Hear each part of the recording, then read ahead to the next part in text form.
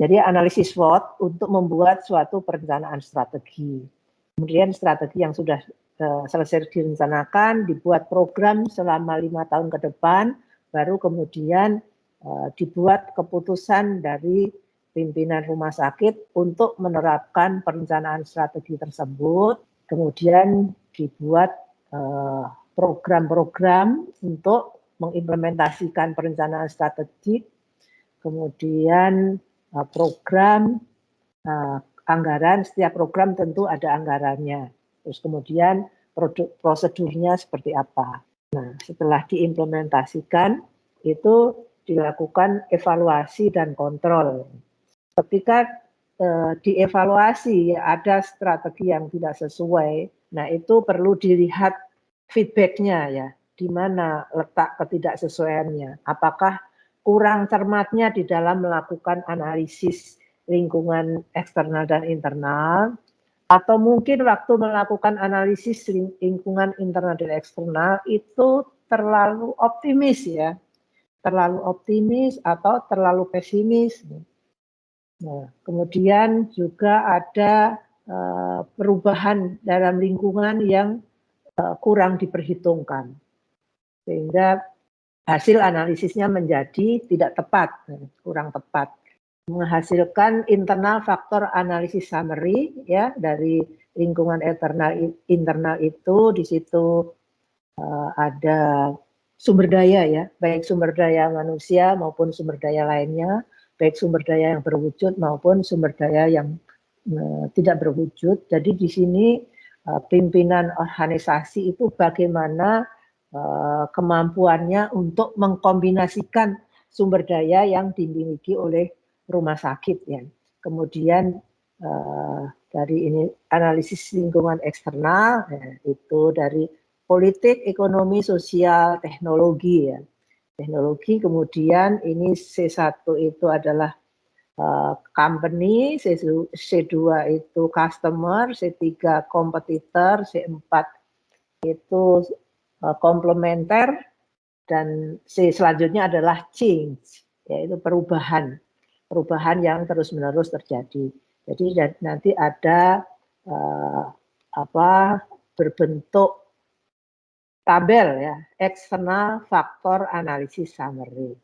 Dari internal factor analysis summary dan external factor analysis summary ini akan menghasilkan summary factor analisis strategic factor analysis summary. Jadi akan ketemu strateginya ada di mana posisinya. Kemudian terkait dengan SWOT ini adalah inti dari strategi.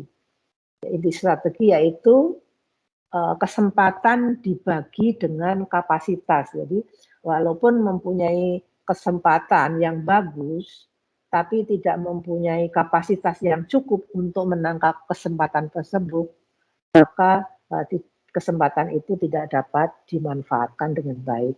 Jadi dalam hal ini pendekatannya mempertimbangkan pada kesempatan dan kekuatan untuk memilih strategi alternatif. Jadi rumah sakit itu diharapkan mempunyai kompetensi yang berbeda dibandingkan rumah sakit lain. Nah, perbedaan itu untuk apa? Untuk menjadi alasan kenapa masyarakat itu memilih rumah sakit kita gitu ya. Jadi mempunyai sumber daya kunci yang digunakan sebagai kapasitas untuk menangkap peluang. Jadi lebih luas lagi dapat dipandang bahwa formula strategic analysis itu adalah opportunity dibagi strength dikurangi weakness. Jadi kemudian ini akan mencerminkan bagaimana para manajer ini memandang isu-isu strategi yang harus diinvestasikan lebih pada kekuatan untuk lebih kuat lagi, yaitu menjadi kompetensi yang distinct, yang berbeda, atau akan menginvestasikan sumber daya yang dimilikinya itu untuk mengatasi kelemahannya agar mereka bisa tetap mempunyai daya saing. Jadi SWOT ini hanya salah satu cara ya, salah satu cara, bukan obat segala penyakit istilahnya ya. It's not a panacea. Ada pengkritik yang menyampaikan hal tersebut tentang SWOT ya. Jadi nanti di dalam setelah membuat analisis SWOT, terus kemudian menyusun sasaran strategis, sasaran strategis, mitigasi risiko, kemudian kita akan melihat arah ke depan ya, arah ke depan dari strategi yang kita terapkan, yaitu dengan analisis balance scorecard ya, dari segi finansial, internal proses, customer, dan learning and growth. Jadi dari awal sudah dipertimbangkan dari 4 perspektif tersebut. 4 perspektif tersebut dilihat dari misi dari rumah sakit ya, misi rumah sakit, di mana misi ini adalah cara mencapai visi. Nah, di dalam ini manajemen strategik ini, karena di dalam kepemimpinan leadership itu sudah dibahas tentang bagaimana menyusun visi dan misi, maka tidak dibahas lagi. Ini jadi petunjuk dari Willin and Hanger tahun 2012. Ini membuat daftar 8 sampai 10. Nah, jadi ada kolom 1 itu adalah daftar peluang, ancaman, kekuatan, dan kelemahan. Itu antara 8 sampai 10 ya. Kemudian dibobot, perlu dibuat bobot. Ya, bobot itu antara 0 sampai 1. Nah, 1 itu sangat penting, 0 itu tidak penting. Itu ada di kolom 2 ya. Kemudian dibuat rating ya.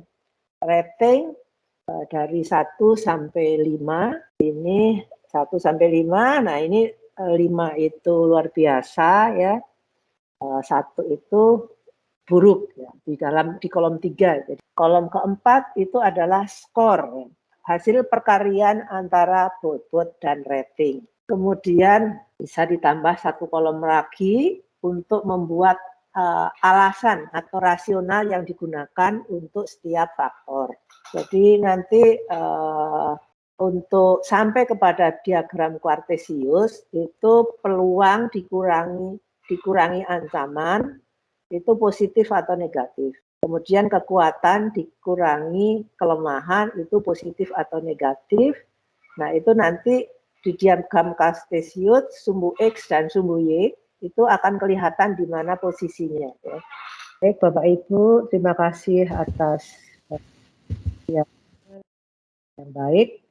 Mudah-mudahan apa yang kita pelajari hari ini bermanfaat. Kita tutup. Alhamdulillahirabbil alamin. Assalamualaikum warahmatullahi wabarakatuh.